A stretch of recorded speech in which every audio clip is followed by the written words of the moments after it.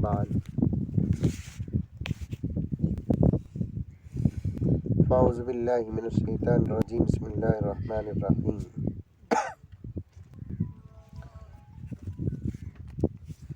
یا ایہا الذین آمنوا کلوا من طیبات ما رزقناکم وقال تعالی فی مقام آخر ان ارض اللہ واسعہ صدق اللہ مولانا العظیم اللہم صلی علی سیدنا نبینا مولانا محمد وبارک وسلم۔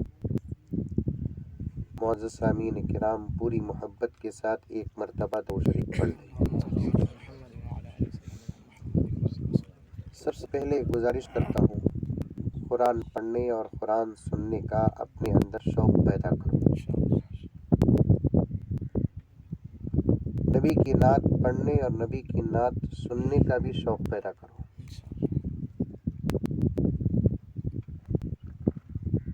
اور یہ شوق ہی کا نام ہے محبت۔ عاشق کے سامنے معشوق کا جب نام آتا ہے تو عاشق اچھلنے اور مچلنے لگتا ہے۔ معشوق کا نام، جس سے محبت کرتا ہے، اس کا نام سن کر اگر عاشق مچلتا ہے تو سمجھو کہ اس کے اندر محبت خالص ہے۔ آئی بات سمجھ میں؟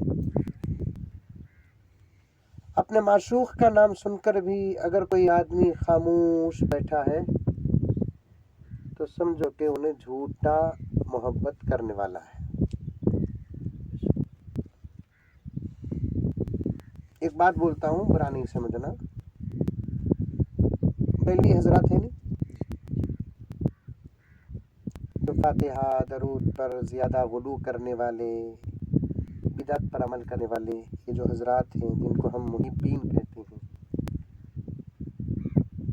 اگرچہ کہ بہت بدعت پر عمل کرتے ہیں لیکن نبی کی محبت میں بہت گہرے ہیں۔ نعت کا کوئی مصرع ان کے پاس آ جائے، ان کو سمجھ میں آئے کہ نہ آئے، وہ سبحان اللہ منہ سے نہیں دل سے بولتے۔ اور اللہ کا کرم ہے کہ ہمارے پاس بدعت نہیں ہے، ہم پکے اور سچے اہل سنت والجماعت سے تعلق رکھتے ہیں، لیکن ہمارے اندر نعت پڑھنے اور نعت سننے کی خواہش نہیں ہے۔ کتنی اچھی نعت پڑھے تو بھی ہمیں بیوہ بیٹھے سکا بیٹھے رہتے ہیں، حالت یہ ہے۔ اسی لیے میں سب سے پہلے یہ گزارش کرتا ہوں، قرآن پڑھنے اور قرآن سننے کا شوق پیدا کریں گے انشاءاللہ۔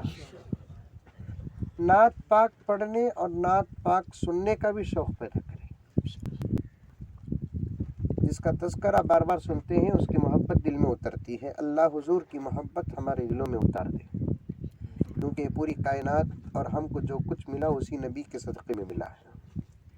اللہ قبول فرمائے۔ دوسری بات، حلال روزی کی پوری فکر کریں، اللہ تعالیٰ سے حلال روزی کی بھیک مانگیں۔ ہمیں سمجھتے ہیں نماز اصل، روزہ اصل، زکوٰۃ اصل، قرآن اصل، حج اصل، داڑھی اصل، ٹوپی اصل۔ غور سے سننا، اچھا ماحول ہے، خواہش ہے 2-3 گھنٹے دین کی بات کرنے کا، لیکن ڈر ہے مندر چھوڑال کو کہا حضرت کریم اللہ صاحب چل جاتے ہیں کہ بول کر۔ ایسا سب ماحول بہت کم ملتا ہے۔ اللہ کے رسول کی بات جہاں ہوتی ہے وہاں کا ذرہ ذرہ کل قیامت میں ہمارے اس گفتگو کا گواہ بنے گا۔ زیادہ دیر بات نہیں، مختصر باتیں عرض کروں گا۔ کیا بول رہا تھا میں؟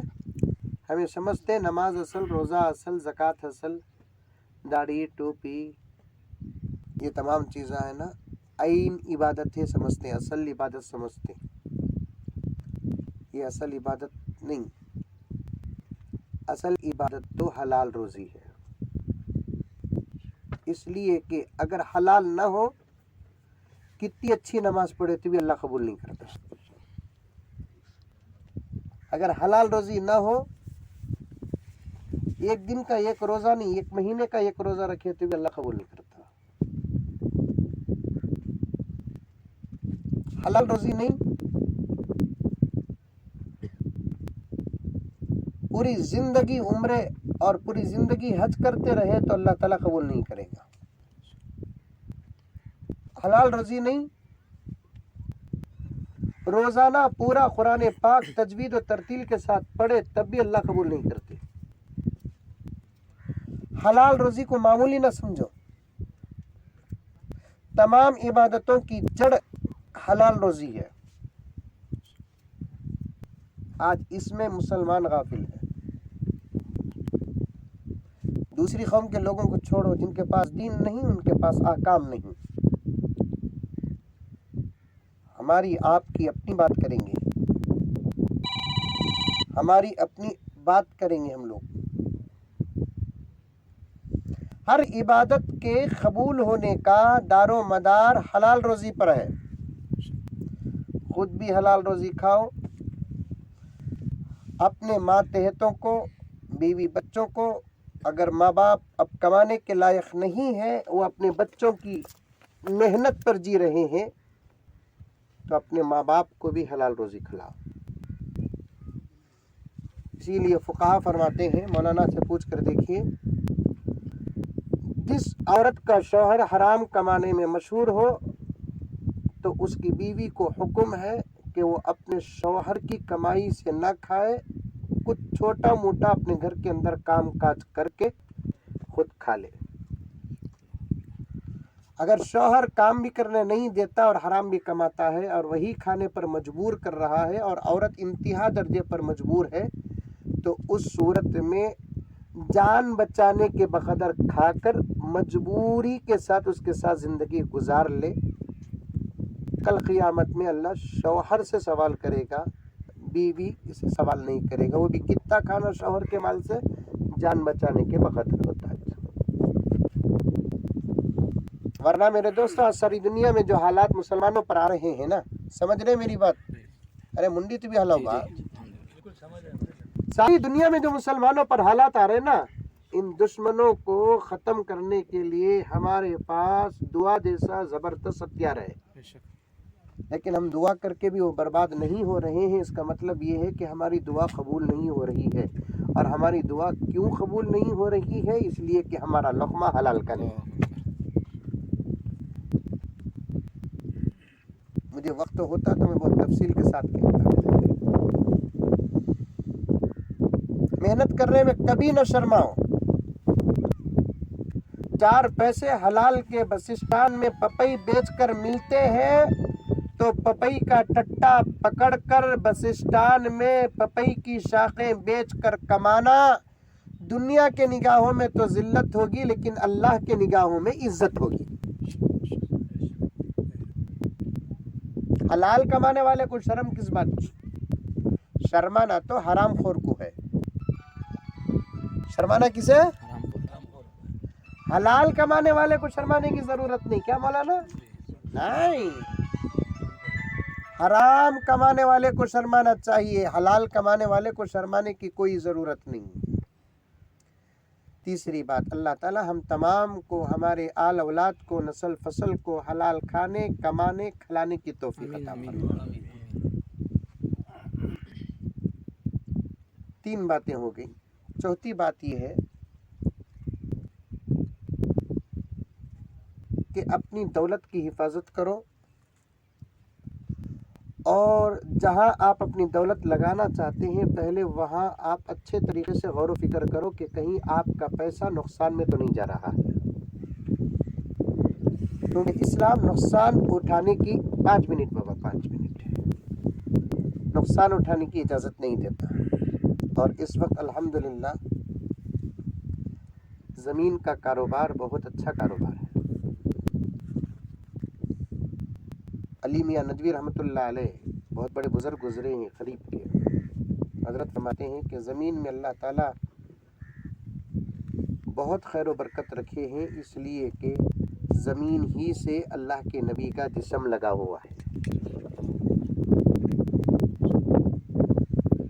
نبی کے جسم مبارک کے زمین میں لگنے کی وجہ سے زمین میں کبھی نقصان نہیں ہوتا.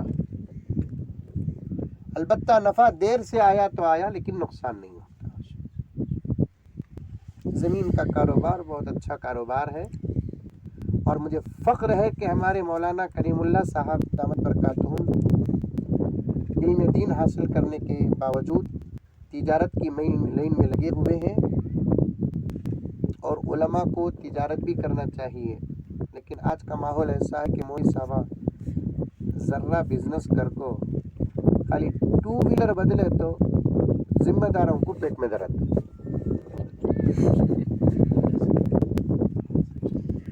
جاؤ جا کر دیکھو ہندوؤں کو، وہ چاہتے ہیں کہ ان کا پجاری اچھی سے اچھی سواری میں آئے. عیسائی چاہتے ہیں ان کا فادر اچھے سے اچھے گھر میں، اچھے سے اچھے بنگلے میں، اچھی سے اچھی سواری میں رہے. اور ہمیں مسلمان ایسا کہ ہمارا امام